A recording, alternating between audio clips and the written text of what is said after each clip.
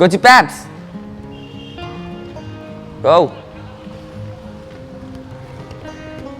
ആരാ മനസ്സിലായില്ലല്ലോ.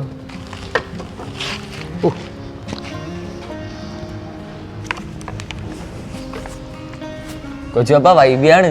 ഹാ എടാ വൈബി, നീ ആളങ്ങ് മാറിപ്പോയല്ലോടാ. ഈ ആമത്തോട് തലയിലിട്ട പിന്നെ എങ്ങനെ മനസ്സിലാകാനാണ്? കൊച്ചു പാപ്പൻ ബ്രോ, ദിസ് ഇസ് നോട്ട് ആമത്തോട് മാൻ, ഇറ്റ്സ് എ ഹെൽമെറ്റ്. ഇതാർക്കാ അറിയാൻ മേലാത്തത്? എടാ നിനക്ക് കോളേജ് അഡ്മിഷൻ കിട്ടിയെന്ന് ടോമി പറഞ്ഞല്ലോ. Yeah, BCom tax, but I am not interested. അതെന്നാടാ? Yes, I am a biker. ലോകം മൊത്തം ചുറ്റിക്കാണണം എന്നൊക്കെയാണ് എൻ്റെ ആഗ്രഹം. That's my dream. നിന്നെ കണ്ടപ്പോഴേ തോന്നി നിന്റെ 2 പിരി ഇളകിയിട്ടുണ്ട്. ഓ കൊച്ചു പാപ്സ്, ഞാനിപ്പോൾ 650cc ബൈക്ക് ഓടിച്ചിട്ട് തന്നെ വഴിയാണ്. എടാ നിന്റെ അപ്പൻ ചാക്കോയ്ക്ക് ഇപ്പോഴും മീൻ കച്ചവടം തന്നെയാണോ? Yeah, my daddy is a fisherman, my mom door to door selling fish. എടാ 4 വർഷം പഠിച്ച് ജോലിയൊക്കെ നേടിയിട്ട് കുടുംബത്തെ സഹായിക്കാൻ നോക്കണം. What's nonsense are you talking?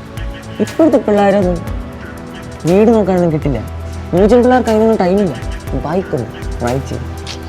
പിന്നെ നീ എന്നെ കൊണ്ടാക്കാനാ? ഞങ്ങൾ ന്യൂജൻ പിള്ളേർ പറന്ന് നടക്കും ലൈക്ക് എ ഫ്ലൈയിങ് ഹോഴ്സസ്. നീ എന്തോന്നാണ് ഈ പറയുന്നത്? അതായത് പുതിയ പുതിയ പവർ കൂടിയ CC ബൈക്സിൽ പറന്ന് നടക്കുന്ന പിള്ളേരാണ് ഞങ്ങൾ ന്യൂജൻസ്.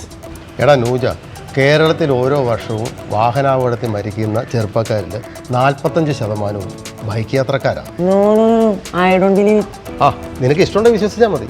ഈ ക്യൂബിക് കപ്പാസിറ്റി കൂടിയ ബൈക്കുകളിൽ ചെത്തിയമാർക്കാണ് കൂടുതലും പണി കിട്ടിയിട്ടുള്ളത്. ഓ ഫുൾ മാൻ, ക്യൂബിക് ബൈക്ക് ഒന്നും ബൈക്കില്ല. എടാ വേട്ടാവളിയാ, ബൈക്കിൻ്റെ പേരല്ല ഞാൻ പറഞ്ഞത്. CC കൂടി ഏത് ബൈക്ക് ഞാൻ ഈസിയായിട്ട് ഓടിക്കും. എടാ ഇതാണ് നിൻ്റെയൊക്കെ പൊട്ടത്തരം.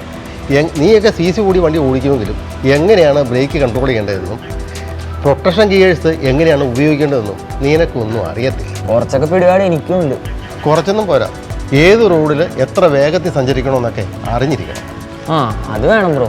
പിന്നെ റോഡിൻ്റെ കിടപ്പും കാലാവസ്ഥയൊക്കെ നോക്കിയിട്ട് വേണം വണ്ടി ഓടിക്കാൻ. Yes I know. തേങ്ങ തോക്കിക്കറി ഇവിടെ വെക്കല്ലേ കേട്ടോ. അല്ലെങ്കിൽ പഞ്ചെന്ന് പറഞ്ഞാൽ എടാ നീ പഞ്ചറായിരിക്കാൻ വേണ്ടി ഞാൻ പറഞ്ഞത്. ഇത്തരം ബൈക്ക് ഓടിക്കുമ്പം oil lubrications, fuel indicator, spark plug, light, ടയറിൻ്റെ പ്രഷർ ഇവയെല്ലാം ശരിക്കും നോക്കണം, ഇടയ്ക്കിടയ്ക്ക് നോക്കണം. മനസ്സിലായോ നിനക്ക്? പിന്നെ ദൂരയാത്രയാണെങ്കിൽ കയ്യൊറ, കോട്ട്, കാലിലും കയ്യിലിടുന്ന യാർഡ്, പിന്നെ ഹെൽമെറ്റ് ഓപ്പൺ മാസ്ക് ഹെൽമെറ്റ് ഒരിക്കലും സുരക്ഷിതമല്ല. പക്ഷെ ഉള്ളത് പറയാലോ കൊച്ചു പാപ്പ, ഇതൊന്നും ഇല്ലാതെ ഞാൻ റൈഡ് ചെയ്യണം. ആ ഇങ്ങനെയൊക്കെയാണ് നിൻ്റെയൊക്കെ കളസം കയറും. 120 കിലോമീറ്റർ സ്പീഡിൽ ഓടിക്കണമെങ്കിൽ നമ്മുടെ റോഡൊന്നും പോരാ. അതിന് റേസിംഗ് റോഡ് തന്നെ വേണം. മനസ്സിലായോ? അല്ലെങ്കിൽ കൂടുതൽ അപകടങ്ങളുണ്ടാവും. Wow great, good knowledge, please continue. എടാ 100 cc ബൈക്ക് ഉപയോഗിക്കുന്ന ഒരാൾ 450 cc 650 cc ബൈക്കിലേക്ക് പെട്ടെന്ന് അപ്ഗ്രേഡ് ചെയ്യരുത്. ഓക്കെ, പിന്നെ എങ്ങനെ ചെയ്യണ്ടേ? എടാ 150 cc 220 cc 350 cc ഇങ്ങനെ റൈഡിങ് മികവ് പുലർത്തിയതിന് ശേഷം മാത്രമേ ക്യൂബിക്ക് കൂടിയ ബൈക്കുകൾ ഉപയോഗിക്കാൻ പാടുള്ളൂ. അല്ലെങ്കിൽ അവ നിയന്ത്രിക്കാൻ പറ്റാതെ അപകടത്തിൽപ്പെടും. ഓക്കെ കൊച്ചു ബാബ്സ്, ഞാനിപ്പോൾ എത്ര സ്പീഡിൽ ഓടിക്കണം? എടാ ഞാൻ പറഞ്ഞതൊക്കെ നീ കേട്ടില്ലേ? ഇനി നീ തീരുമാനിച്ചാൽ മതി. 80 കിലോമീറ്റർ മുകളിൽ വാഹനം ഓടിച്ചിട്ട് അപകടമുണ്ടായാൽ പരിക്കിനല്ല കൂടുതൽ സാധ്യത, മരണത്തിനായിരിക്കും കൂടുതൽ സാധ്യത. Oh my god. അപകട മരണത്തെക്കാളും ഭീകരമാണ് പരിക്ക് പറ്റി ജീവശവമായിട്ട് ജീവിക്കുന്നത്. ഇത് വരുത്താതെ നമ്മൾ ഓരോരുത്തരും നോക്കണം.